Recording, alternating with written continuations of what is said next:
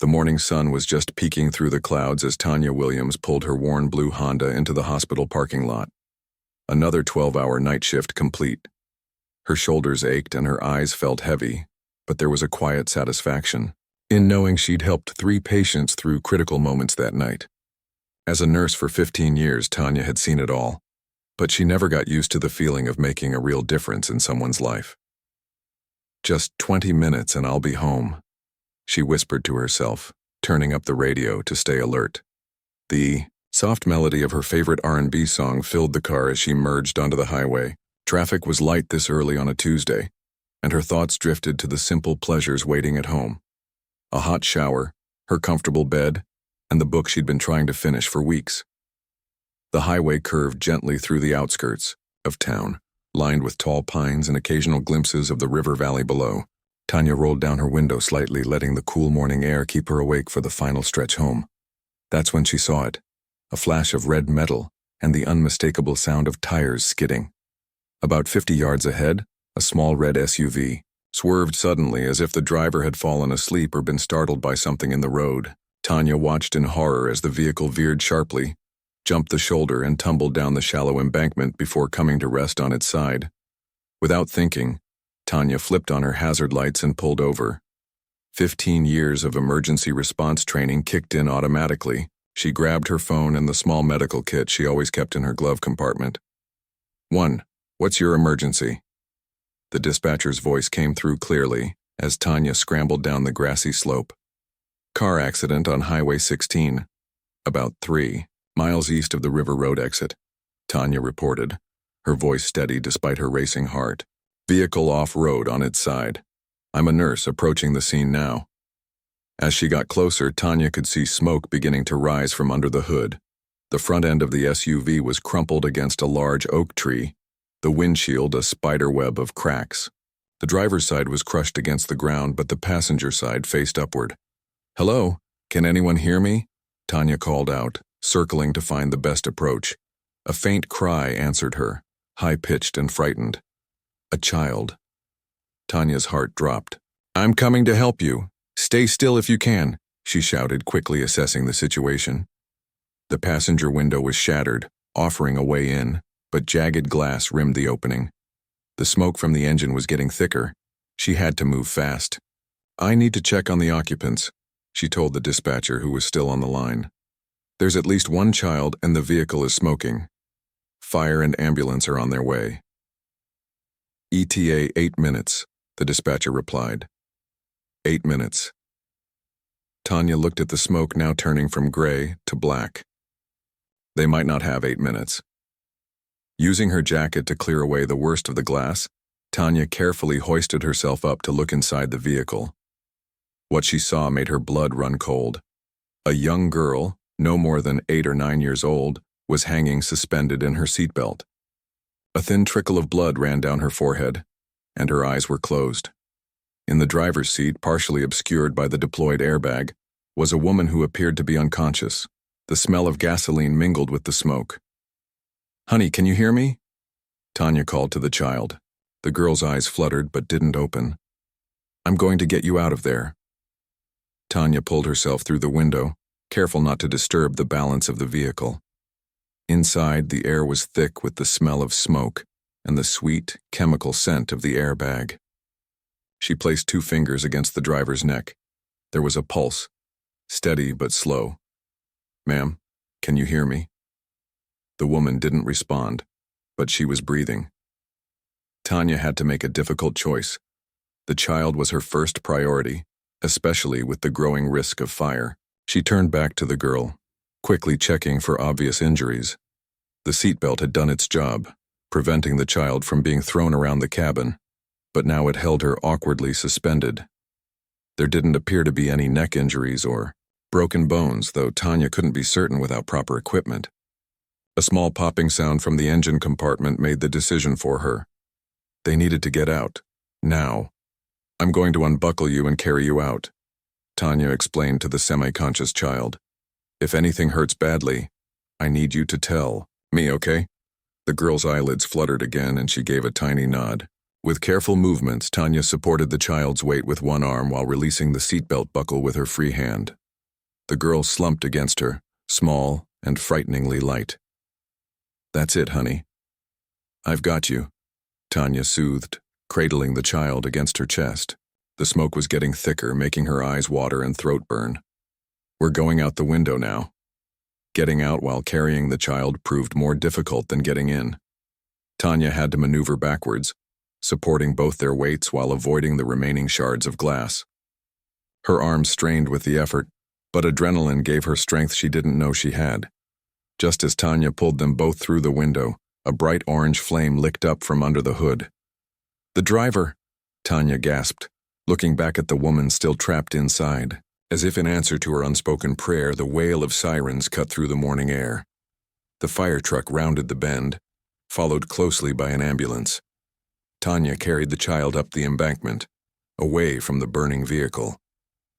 The girl was beginning to stir more now, her eyes opening to reveal confused brown eyes.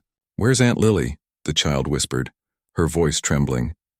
"The firefighters are going to help her right now," Tanya assured her, turning to see the emergency crew already deploying with remarkable efficiency. 2 firefighters approached the vehicle with extinguishers while others prepared extraction equipment. The paramedics rushed to Tanya and the child. "She was unconscious but is starting to wake up," Tanya reported professionally. "Possible concussion, no obvious fractures or spinal injuries that I could detect. The driver is still in the vehicle, unconscious, but with a steady pulse when I checked." The lead paramedic nodded, taking the girl from Tanya's arms and placing her gently on a stretcher. "We've got her. Are you hurt?" Only then did Tanya notice the cuts on her arms from the glass and the smudges of soot on her scrubs. "I'm fine. I'm a nurse at Memorial." Behind them, the firefighters had extinguished the engine fire and were working to stabilize the vehicle to extract the driver.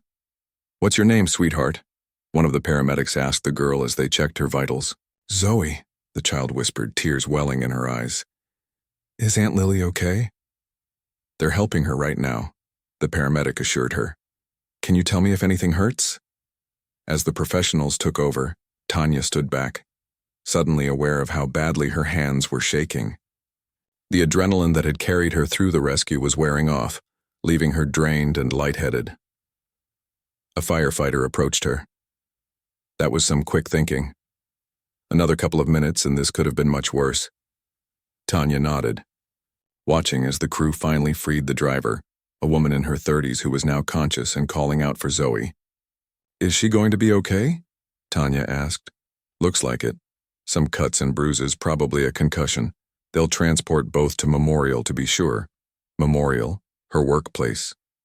Tanya had been heading home, but somehow she knew her day wasn't over yet. The paramedics loaded both patients into the ambulance. As they prepared to leave, Zoe's small hand reached out from the stretcher, searching until her fingers found Tanya's. "Thank you," the little girl whispered, her eyes wide and sincere. Something shifted in Tanya's heart at that moment, a feeling she couldn't quite name, more than the satisfaction of helping someone or doing her job well. It was as if an invisible thread had just connected her life to this child's in a way she couldn't yet understand. "You're welcome, Zoe," she replied softly. "I'll come check on you at the hospital later, okay?" The ambulance doors closed, and Tanya watched as it pulled away, siren wailing. She should have been exhausted after her night shift and the intense rescue, but instead she felt strangely energized. Something told her that pulling over to help wasn't just a random good deed. It was the beginning of something important. As she climbed back up to her car, Tanya looked at the rising sun now fully visible above the tree line. The day that had started as just another drive home after work had become something entirely different. She didn't know yet how meeting Zoe would change her life, but deep down, she sensed it would. And she was right. Tanya pressed the elevator button and leaned against the wall, closing her eyes for just a moment. She hadn't gone home after all. After giving her statement to the police and changing into fresh scrubs from her locker, she found herself walking toward the pediatric wing instead of the parking lot. The need to check on Zoe pulled at her more strongly than her need for sleep. The elevator doors opened with a soft ding, and Tanya stepped into the brightly colored hallway of the children's ward. Cartoon animals danced along the walls, a cheerful contrast to the serious business of healing that happened here every day. "Williams, thought you went home hours ago," said Nurse Chen, looking up from her station with surprise. "I was on my way," Tanya replied, "but I ended up helping at an accident scene. Little girl named Zoe was brought in with her aunt. Just wanted to check on them before I head out." Nurse Chen nodded, typing something into her computer. "Room 412. The aunt, Lily Torres, has a mild concussion and some bruising. The girl is being kept for observation. Possible concussion too, but she seems okay physically. Dr. Wilson wants to run some additional tests, though." "Additional tests? For what?" Tanya frowned, not sure. Something in her blood work flagged. "And get this, her mom's flying in from Chicago. Apparently the aunt was just watching her for the weekend." Nurse Chen lowered her voice. "Between you and me, the mom sounded pretty frantic on the phone. More than the accident would explain." Tanya thanked her colleague and walked down the corridor, her tiredness momentarily forgotten. When she reached room 412, she knocked softly on the half-open door. "Come in," called a woman's voice. Inside, Lily Torres sat in a chair beside the bed where Zoe lay watching cartoons on the room's small TV. The girl's dark curls framed a face that looked much better than it had at the accident scene, though a bandage covered her forehead. Lily had a larger bandage wrapped around her head and her arm was in a sling. "Hi there," Tanya said, stepping into the room. "I'm Tanya Williams, the nurse who helped at the accident." Recognition flashed in Zoe's eyes. "You pulled me out of the car!" The girl's face broke into a smile that transformed her whole appearance. Lily stood up, wincing slightly. "Ms. Williams, thank you so much. The paramedics told us what you did." Her eyes glistened. "If you hadn't been there, I'm just glad I could help," Tanya said, feeling suddenly self-conscious. "And please call me Tanya." "The doctor said we were lucky," Zoe announced. "He said you're a hero." Tanya smiled, moving closer to the bed. "How are you feeling, sweetie?" "My head hurts a little. And I'm hungry." Zoe glanced at the untouched hospital lunch tray with disapproval. Tanya laughed. "Hospital food isn't the best, is it?" "Mom says I'm picky," Zoe sighed. "She's coming soon. She was in Chicago for work." "Your mom must be very worried about you," Tanya said gently. Lily nodded. "My sister will be here by evening. She's been calling every hour for updates." As they spoke, a tall doctor with salt and pepper hair entered the room, clipboard in hand. "Ms. Torres, Zoe, how are we doing?" He noticed Tanya and smiled. "Nurse Williams, I heard about your heroics this morning." "Just doing what anyone would do." "Dr. Wilson," Tanya replied. Not everyone would climb into a smoking vehicle," the doctor said, turning his attention to Zoe's chart. "I'm actually glad you're here. I wanted to discuss something with Ms. Torres, and since you're part of our staff, your presence might be helpful." Dr. Wilson's expression turned serious as he addressed Lily. "Ms. Torres, we found something unusual in Zoe's blood work. Her red blood cell count is lower than it should be, and there are some other markers that concern me." Lily's face paled. Is it related to the accident?" "No," Dr. Wilson said gently. "These are signs of something that's been developing for some time." "Has Zoe been unusually tired lately? Maybe pale or bruising easily?" I don't know. I only have her on weekends sometimes. She seemed fine until the accident," Lily stammered, clearly distressed. Zoe, who had been listening intently, spoke up. "I get tired at school sometimes. And look." She pulled up her sleeve to show several bruises on her arm. "These happened when I just bumped into my desk." Dr. Wilson nodded kindly. "I'd like to run some more tests with your aunt's permission, of course. Your mom should be here soon and we can discuss it further then." After the doctor left, a heavy silence filled the room. Lily looked overwhelmed, staring at her phone as if willing it to ring with news that her sister was already at the airport. "Hey, Zoe," Tanya said brightly, breaking the tension. "Would you like me to see if I can find you something better to eat than that hospital lunch?" The girl's face lit up. "Yes, please." "Can I have a chocolate milkshake?" "Zoe," Lily began to protest, but Tanya waved her off. "One chocolate milkshake coming up. I know where the cafeteria hides the good ice cream." In the hallway, Tanya leaned against the wall for a moment, her heart heavy. She had seen enough in her years of nursing to recognize the doctor's concerns. Low blood cell count, easy bruising. These could indicate several conditions, some more serious than others, as promised. Tanya returned with a chocolate milkshake and a turkey sandwich for Zoe. plus coffee for Lily and herself. The simple act of sharing food seemed to ease some of the worry in the room. And soon Zoe was telling Tanya all about her third-grade class and her cat named Pickle. "He's orange and has one eye," Zoe explained. "Mom says he's special like me." "Special like you?" Tanya asked. "I have asthma and allergies, and I get sick more than other kids. Mom says it's because I'm special." Zoe shrugged as if this explanation made perfect sense. Tanya noticed Lily checking her watch repeatedly. "Would you like me to stay with Zoe for a bit while you take a break?" she offered. "You've been through a lot today, too." Relief washed over Lily's face. "Would you mind? I'd love to just walk around for a few minutes, maybe call my sister again." After Lily left, Tanya pulled the chair closer to Zoe's bed. "So tell me more about Pickle. Does he get along with other cats?" The conversation flowed easily, with Zoe chattering happily about her life back home. Through these innocent stories, Tanya began to piece together a picture: frequent doctor visits, days missed from school, a single mom juggling work, and a child with health issues. When Zoe eventually dozed off mid-sentence, Tanya gently pulled the blanket up over her shoulders. Something about this child had touched her deeply. Perhaps it was the memory of her own sister, Denise, who had battled childhood illness years ago.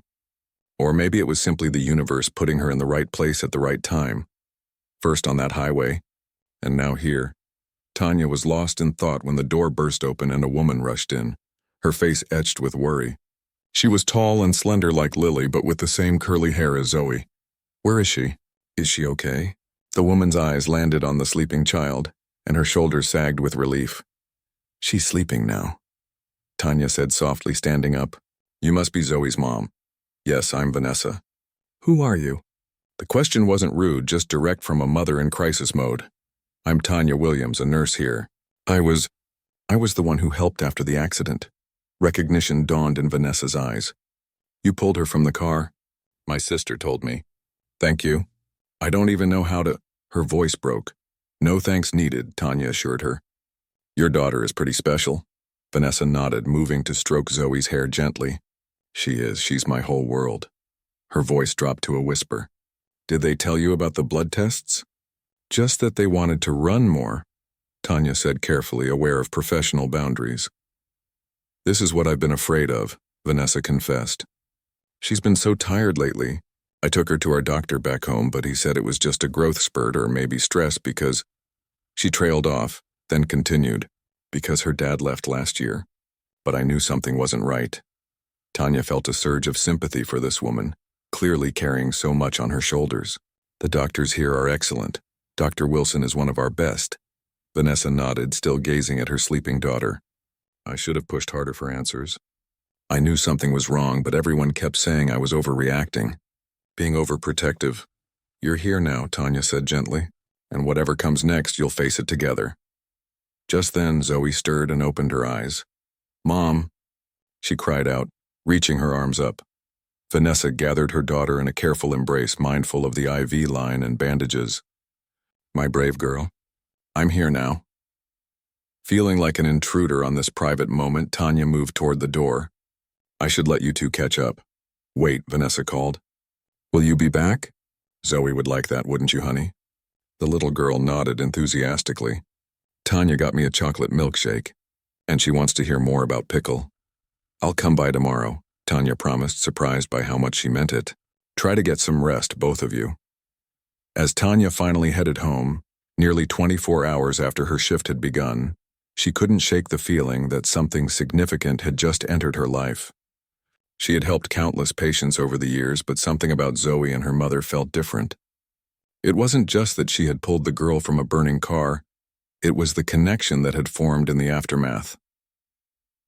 Tomorrow, she would return to the hospital not as Nurse Williams on duty, but as Tanya, the woman who couldn't seem to walk away from a little girl with curly hair and her worried mother. Something told her their stories were now intertwined in ways she couldn't yet imagine. The rain tapped gently against the hospital window as Tanya flipped through Zoe's medical chart. 3 days had passed since the accident, and what should have been a simple overnight stay for observation had turned into something much more complicated. Tanya wasn't officially assigned to Zoe's case, but she'd been stopping by before and after her shifts, drawn to the little girl and her mother in a way she couldn't fully explain. "Any change?" asked Dr. Wilson, stepping into the room where Tanya sat beside Zoe's sleeping form. Vanessa had finally gone to the cafeteria for some food after Tanya insisted she take a break.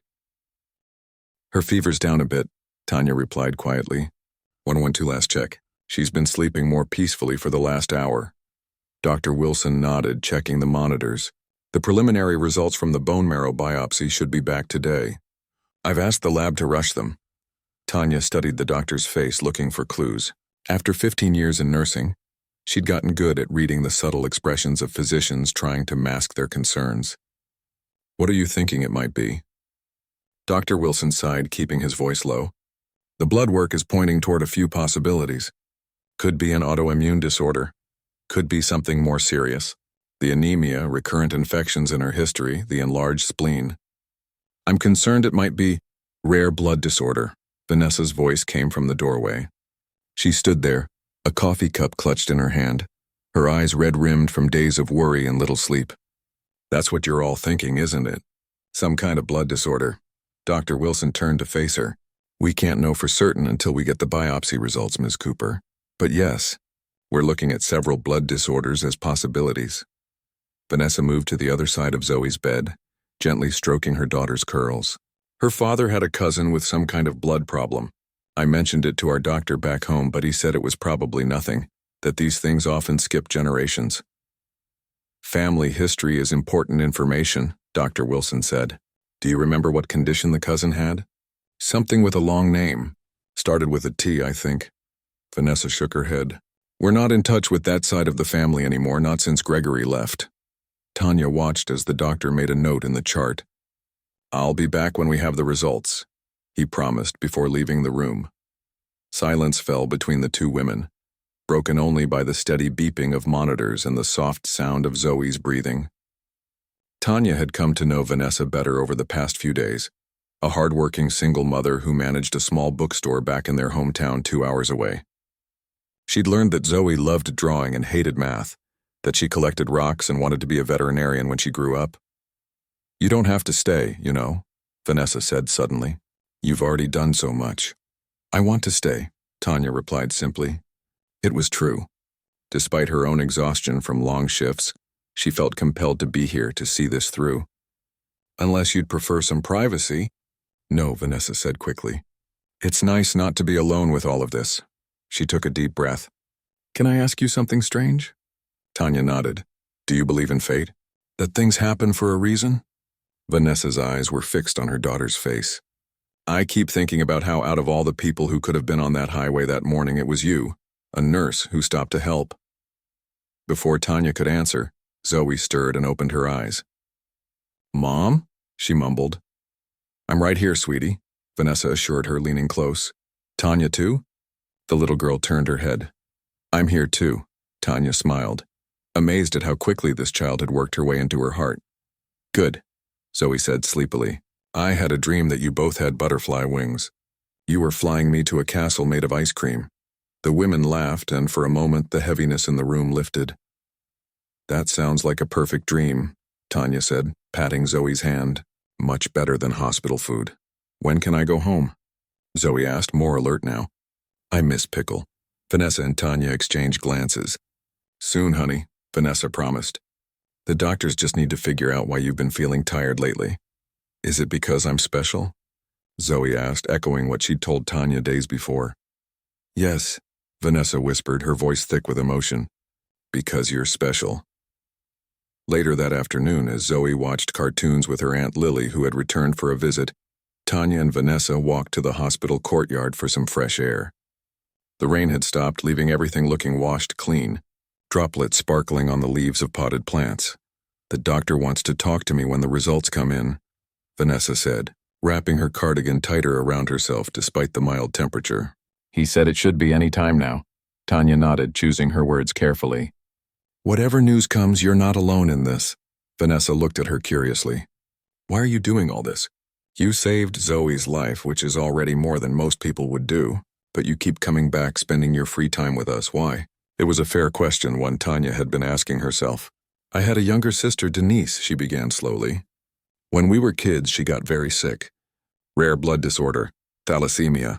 Our parents worked multiple jobs to pay for her treatments, but we didn't have much support otherwise. Understanding dawned in Vanessa's eyes. Is she? She's okay now, Tanya assured her. She had a bone marrow transplant when she was 12. I was her donor. Tanya paused, memories washing over her. That's actually why I became a nurse. I saw how the nurses were not just medical professionals, but lifelines for our family. They explained things, made Denise laugh on her worst days, gave my parents moments to breathe. Vanessa reached out and squeezed Tanya's hand. Thank you for telling me that, and for being our lifeline now. They sat in comfortable silence for a few minutes before Tanya's phone buzzed with a text message. She checked it, then looked up at Vanessa. Dr. Wilson is looking for you. The results are in. The walk back to Zoe's room felt like the longest journey of Vanessa's life, with Tanya a steady presence beside her. When they arrived, Dr. Wilson was waiting, his expression serious but not grim. Ms. Cooper, the results of Zoe's bone marrow biopsy and other tests indicate she has a condition called thalassemia major, he explained. It's an inherited blood disorder that affects the body's ability to produce hemoglobin, which red blood cells need to carry oxygen. Vanessa gripped the edge of a nearby chair. Is it curable? It's treatable, Dr. Wilson said carefully. Zoe will need regular blood transfusions, medication to manage iron buildup, and careful monitoring. In some cases, a bone marrow transplant can be curative. Tanya felt a chill run through her body. Thalassemia, the same condition her sister had fought years ago. The coincidence seemed impossible, yet here it was. I don't understand, Vanessa said, her voice shaking. How did we not know before? She's 8 years old. There are different forms of thalassemia, Dr. Wilson explained. Some are milder and symptoms might not be obvious until a child is older or experiences some kind of physical stress, like an accident. As the doctor continued explaining treatment options and next steps, Tanya's mind raced. She knew this disease intimately, not just as a nurse, but as someone who had lived with it in her family. She knew the challenges ahead for Zoe and Vanessa, the ups and downs, the terminology that would soon become part of their daily vocabulary. Hemoglobin levels, chelation therapy, ferritin tests. I'd like to refer you to a specialist in hematology, Dr. Wilson was saying. There's an excellent pediatric hematology department at Children's Hospital downtown. Vanessa nodded, clearly overwhelmed. And in the meantime, we'll start Zoe on a transfusion tomorrow. It should help her feel better quite quickly. Then we'll work on a long-term management plan. After the doctor left, Vanessa sank into the chair, her face in her hands. How am I going to do this? My insurance is basic at best. I can barely manage the bookstore and take care of Zoe as it is. And now? Tanya sat beside her, placing a gentle hand on her shoulder. One step at a time, she said softly. That's how my family got through it with Denise. Just one day, one appointment, one challenge at a time. Vanessa looked up, her eyes swimming with tears. Your sister had the same thing? What are the odds? I don't know, Tanya admitted. But maybe that's why I was on that highway.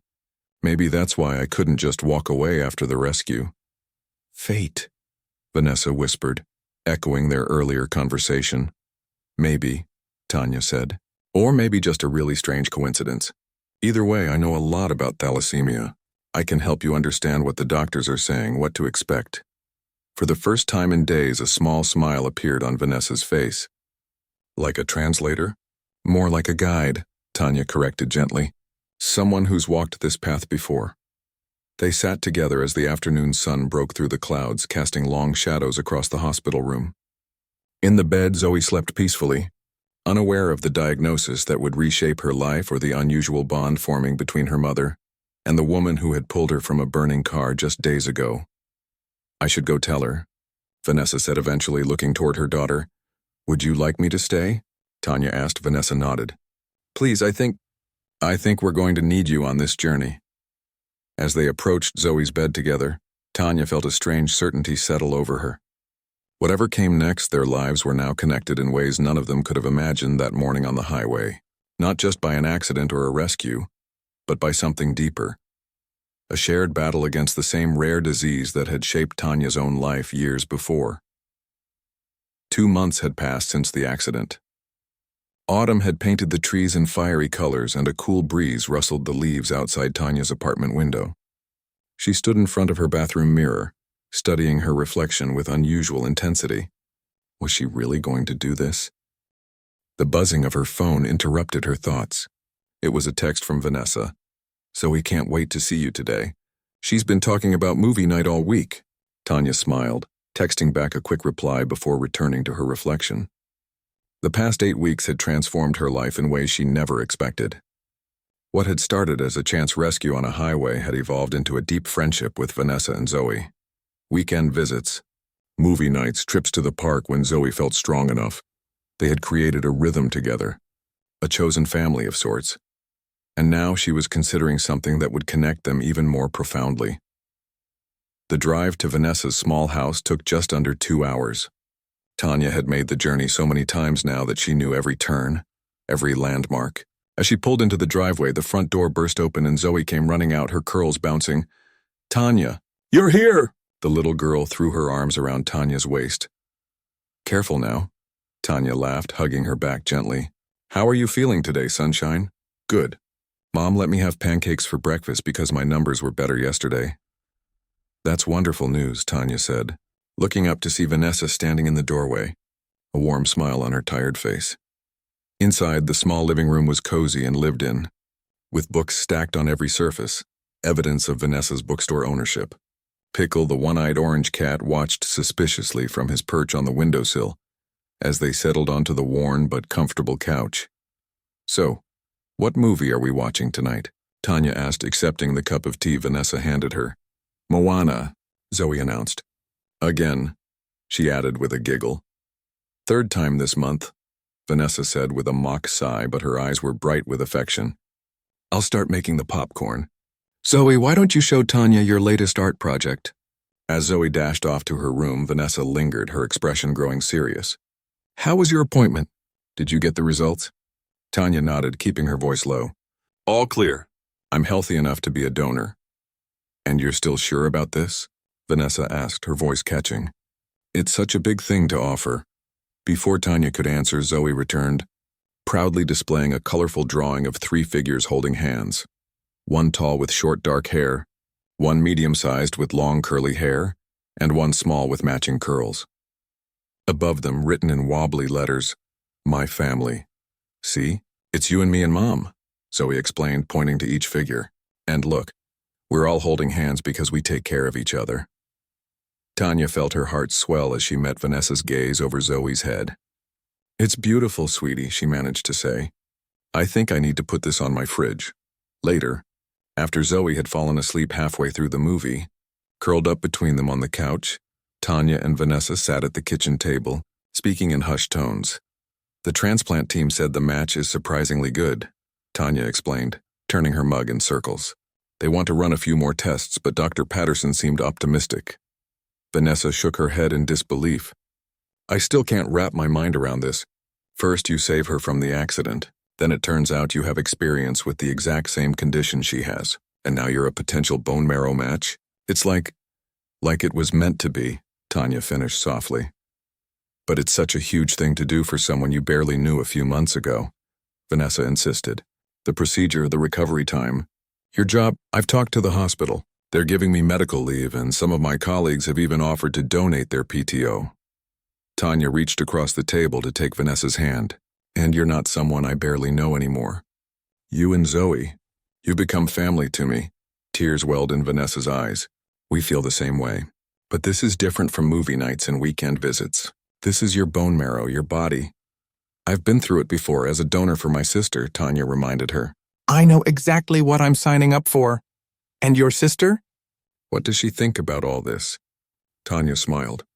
"Denise says it's the universe coming full circle. She's actually planning to fly in for the procedure, to support all of us." They sat in silence for a moment, the magnitude of what they were discussing hanging in the air between them. "The insurance finally approved the transplant," Vanessa said eventually. "But they're only covering 80%. Even with the fundraiser your hospital organized, I'm still looking at thousands in out-of-pocket costs." She ran a hand through her hair, a gesture Tanya had come to recognize as a sign of stress. "I might have to sell the bookstore." "What?" "No, you love that store. I love Zoe more," Vanessa said simply. "And medical bills don't pay themselves." Tanya hesitated, then took a deep breath. What if, what if I moved closer? My lease is up next month anyway, and there's a position open at County General. It's only 20 minutes from here. Vanessa looked up, startled. You'd consider moving? Leaving Memorial? I've already applied for the job, Tanya admitted. I had my interview last week. They offered me the position yesterday. But why would you? Because Zoe will need ongoing care after the transplant. Because I want to be here to help, because... Tanya paused, gathering her courage. Because in these past 2 months I've come to care about both of you more than I thought possible. When I pulled Zoe from that car, I had no idea I was also finding a new purpose, a new family. Vanessa's eyes filled with tears again, but she was smiling now. You're really something else, Tanya Williams. Is that a yes? You're okay with me moving closer? More than okay, Vanessa whispered. But only if you're sure. I've never been more sure of anything, Tanya said, and she meant it. The next morning, as Tanya was helping make breakfast, her phone rang. It was Dr. Patterson, the transplant specialist. Ms. Williams, I'm calling about your test results. Tanya stepped onto the back porch for privacy. Yes, doctor? We've reviewed everything, and I have to say this is quite remarkable. You're not just a good match for Zoe. You're an exceptional match, the kind we rarely see outside of siblings or very close relatives. Tanya gripped the porch railing. What exactly does that mean? It means the chances of a successful transplant are significantly higher. It also means less aggressive pre-transplant treatment for Zoe, which reduces her risks considerably. The doctor paused. If I didn't know better, I'd think you two were related somehow. After hanging up, Tanya stood motionless, staring at the small backyard where a swing set waited for days when Zoe felt strong enough to play outside. An exceptional match, almost like family. When she returned to the kitchen, Vanessa looked up from the pancakes she was flipping. Everything okay? Better than okay, Tanya said, her voice steady despite the emotions swirling inside her. I'm an exceptional match for Zoe. Dr. Patterson says it significantly improves her chances. Vanessa nearly dropped the spatula. How is that possible? You're not even related? Tanya finished. I know. The doctor said the same thing. It's rare to find this kind of match outside of family. They both turned to look at Zoe, who was teaching pickle tricks at the kitchen table, blissfully unaware of the adults' conversation. When would the procedure happen? Vanessa asked quietly. They want to schedule it for next month. That gives me time to finish up at Memorial, find a place here, and prepare. Tanya hesitated. There's something else I need to tell you. Vanessa raised an eyebrow. More big news? My supervisor at Memorial pulled me aside yesterday. She heard about the bone marrow donation and everything else. Apparently the hospital board got wind of the story. Nurse rescues child, discovers rare disease connection, donates bone marrow. And they want to feature the story in their annual fundraising campaign. Photos, interviews, the whole thing. Tanya watched Vanessa's expression carefully. I told them I needed to discuss it with you first. It would mean publicity, which might help with the medical costs, but also less privacy. Vanessa was quiet for a long moment. What would we need to do? Just tell our story. How we met, the diagnosis, the transplant. They're particularly interested in the coincidence of me having a sister with the same condition. That's a lot to consider, Vanessa said slowly. We don't have to decide right now, Tanya assured her, and we can say no. I just wanted you to know. Before Vanessa could respond, Zoe bounded over. Mom, Tanya! Pickle almost did a high five. She looked between them curiously. Why do you both look so serious?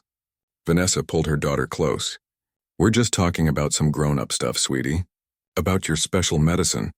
The one that will make me not tired all the time? Zoe asked. That's right, Tanya said, crouching down to Zoe's level. Remember how we talked about how you need new healthy blood cells to feel better? Zoe nodded solemnly. And you have the same special blood as me, so you can share. Exactly, Tanya smiled, amazed at how children could simplify the most complex situations. And the doctors think it's going to work really well. And then I can go back to school? And play soccer? That's the plan, Vanessa said, her voice thick with emotion.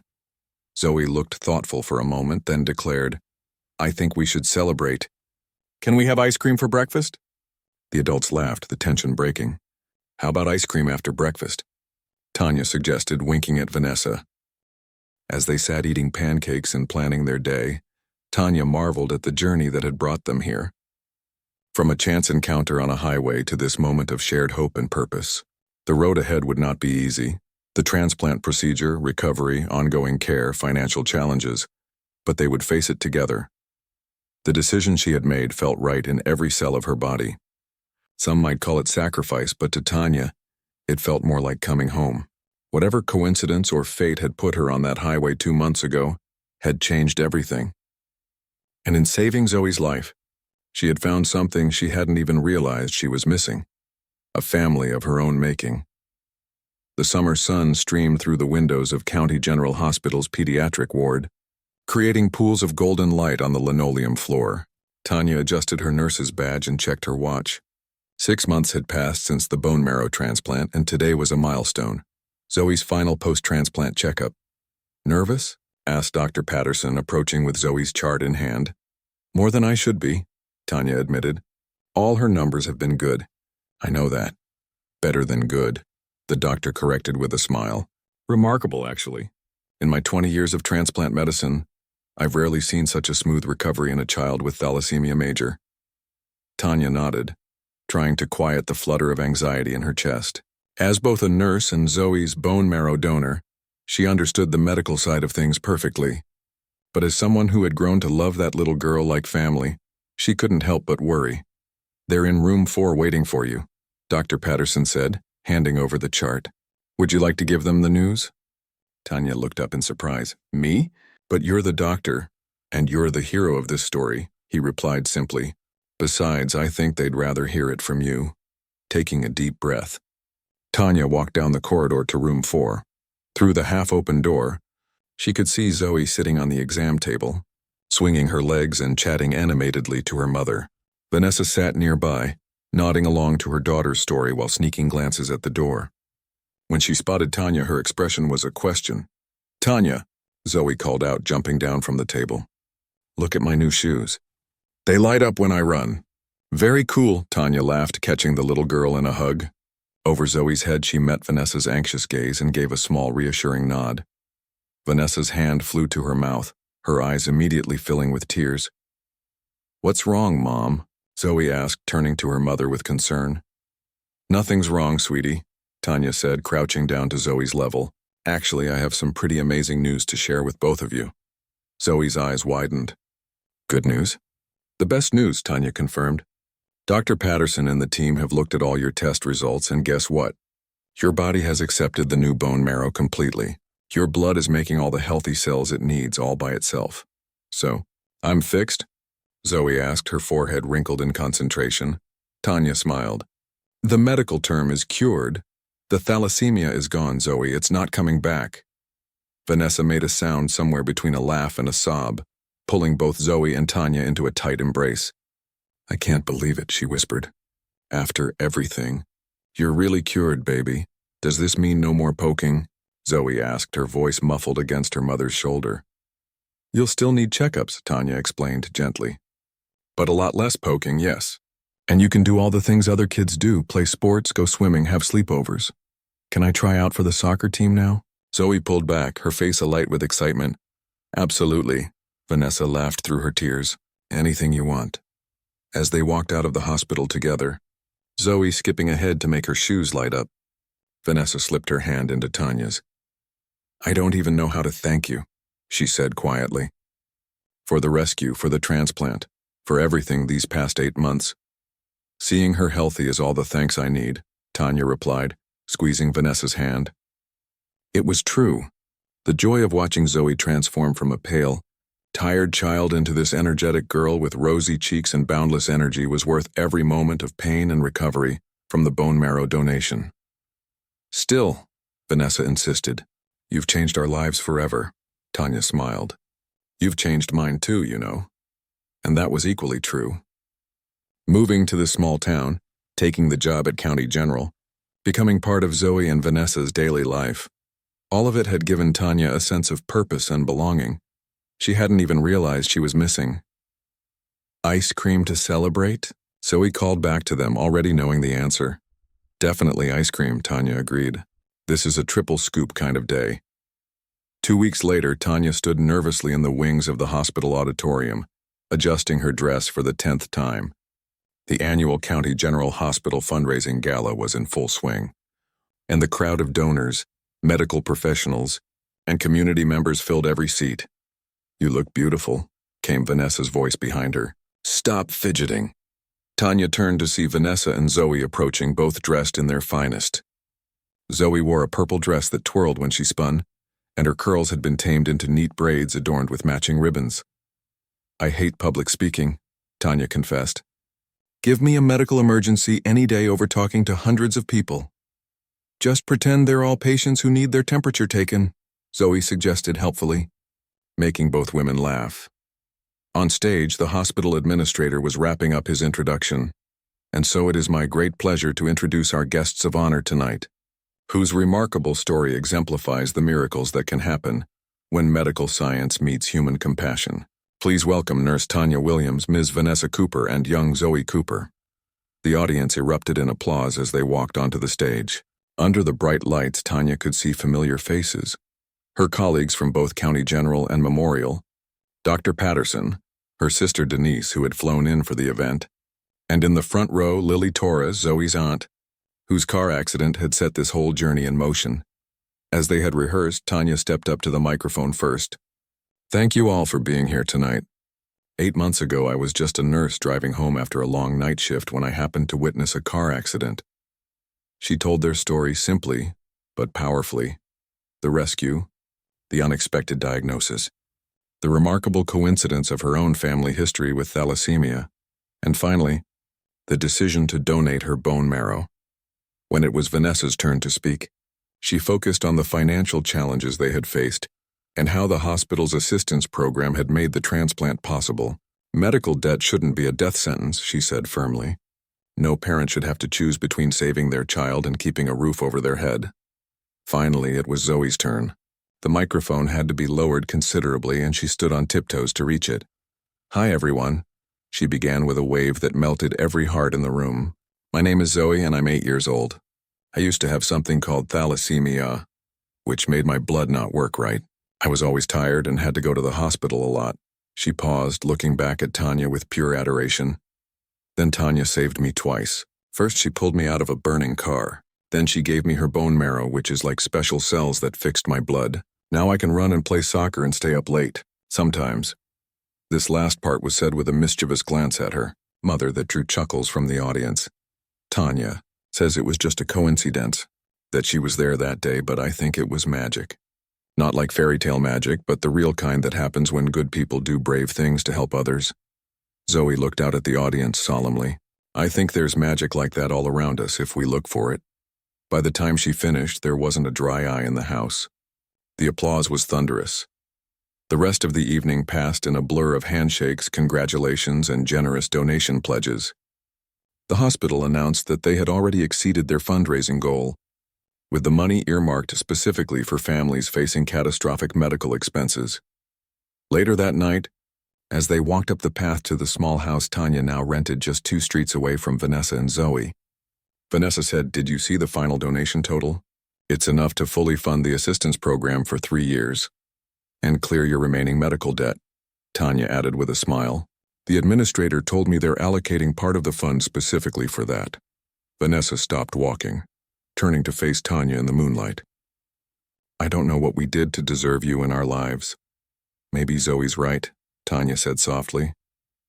"Maybe it is a kind of magic when people find each other just when they need each other most." "Speaking of magic," Vanessa said, her voice taking on an unusual nervousness, "there's something I've been wanting to ask you." "What is it?" "I know we've only known each other for 8 months, but in that time you've become everything to us." "To me." Vanessa took a deep breath. "The bookstore is doing well again, Zoe is healthy, and the medical bills are finally under control. The only thing missing is making what we have official." Tanya's heart began to race. "What are you saying?" "I'm saying that I love you, Tanya Williams, and Zoe loves you, and we both want to know if you'd consider becoming a permanent part of our family." From her pocket, Vanessa pulled out a small velvet box. "Not necessarily right away. We can take all the time you need. But someday, if you want that too."